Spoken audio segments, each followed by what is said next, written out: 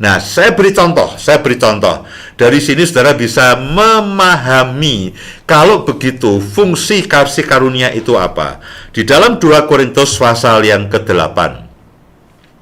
Kalau saudara sebagai seorang usahawan, saudara sebagai seorang karyawan, saudara sebagai seorang pekerja, saudara sebagai seorang wira swastawan, saudara akan supaya saudara bisa berhasil seperti rencana Tuhan, saudara perlu kasih karunia.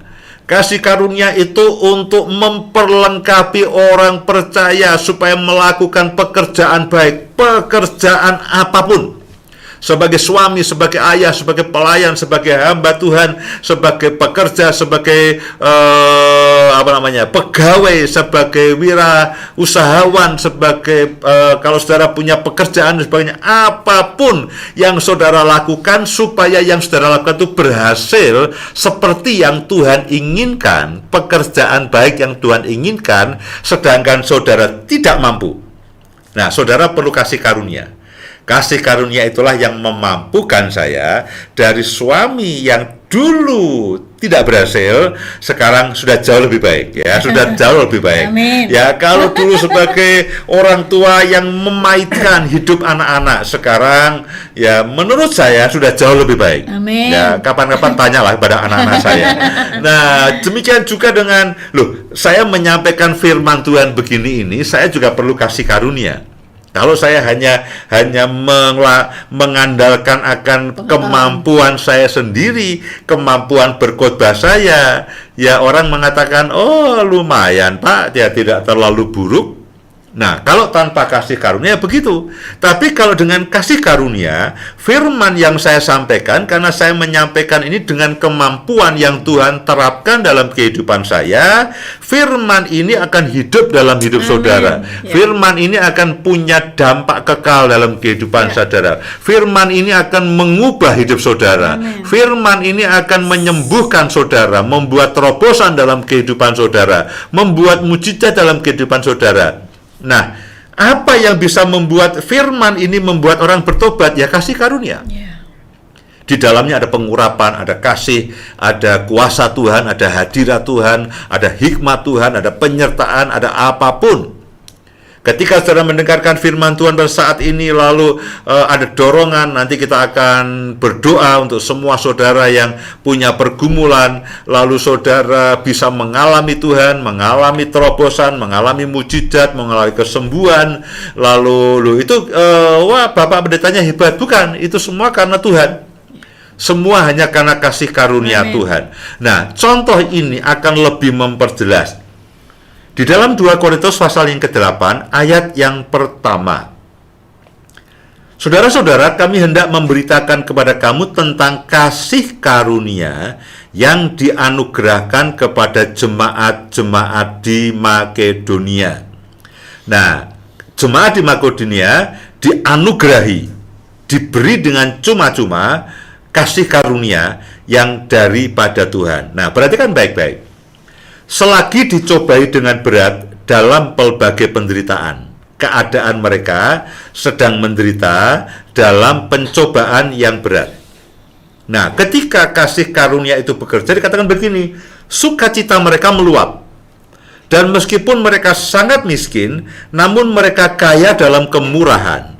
Secara manusia, mereka ini miskin. Secara manusia, mereka ini sedang menderita. Secara manusia, mereka ini sedang dicobai. Ya, kalau orang menderita pencobaan besar dan miskin, ya tidak ada yang bisa dilakukan. Ya, kecuali mungkin stres, depresi, dan berhemat habis-habisan.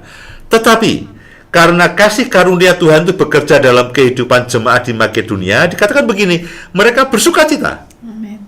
Mereka bersukacita meluap-luap. Sukacita mereka meluap, mereka berlimpah dengan sukacita. Nah, yang membuat orang dari menderita dalam pencobaan yang harusnya stres dan depresi, lalu menjadi penuh sukacita yang meluap. Nah, yang mengerjakan ini adalah kasih karunia. Ini bukan hanya perasaan positif.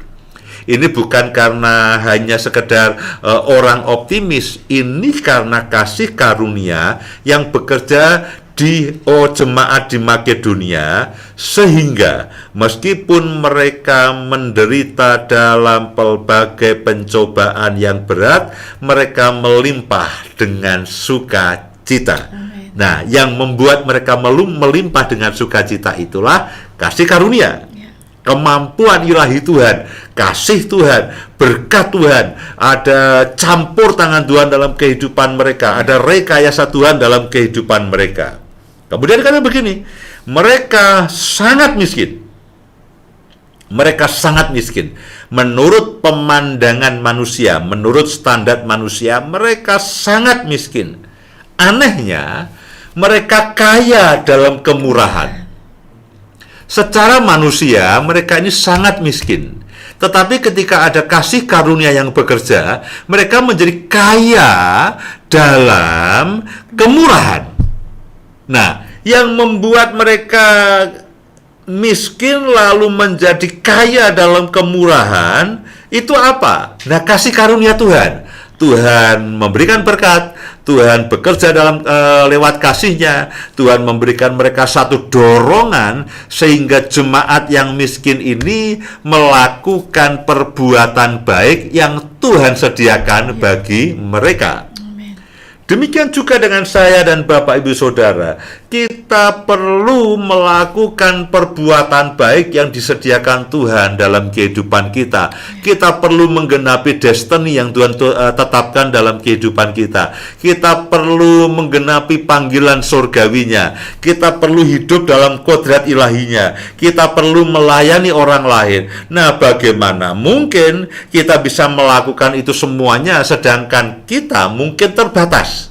Nah, kalau ada kasih karunia yang dilimpahkan, kekayaan kasih karunia Tuhan yang berlimpah-limpah, karena itulah kasih karunia itu bisa dikatakan begini, jenisnya macam-macam atau aspek kerjanya macam-macam. Kekayaan, berarti kan banyak sekali. Kasih karunia berlimpah-limpah. Jadi Tuhan akan memampukan saudara sebagai suami, sebagai istri, sebagai orang tua, sebagai anak. Tuhan akan memberikan kasih karunia-Nya sebagai seorang pengusaha, sebagai seorang karyawan. Tuhan akan memberikan kasih karunia-Nya, melimpahkan kasih karunia-Nya kepada para pelayan-pelayan Tuhan, kepada para pendeta, kepada penyiar radio, ya seperti Mas Anton. Semuanya, makanya dikatakan begini, kekayaan. Itu banyak sekali, aspeknya banyak. Itu kasih karunia itu bisa bekerja memampukan orang sebagai suami yang baik, ayah yang baik, pekerja yang baik, pengusaha yang baik, penyiar yang baik, pelayan yang baik, gembala yang baik, pendeta yang baik, seperti perbuatan yang baik yang Tuhan tetapkan. Sehingga kita ini dimampukan. Ayat yang ketiga, 2 Korintus pasal yang ke-8. Dikatakan begini, aku bersaksi bahwa mereka telah memberikan menurut kemampuan mereka, bahkan melampaui kemampuan mereka. Pada waktu mereka memberikan menurut kemampuan mereka, nah itu manusiawi. Itu pekerjaan manusiawi. Tetapi ketika mereka memberi melampaui kemampuan mereka, nah itu adalah oleh kasih karunia. Itu adalah oleh kasih karunia. Nah, jadi kasih karunia ini sangat penting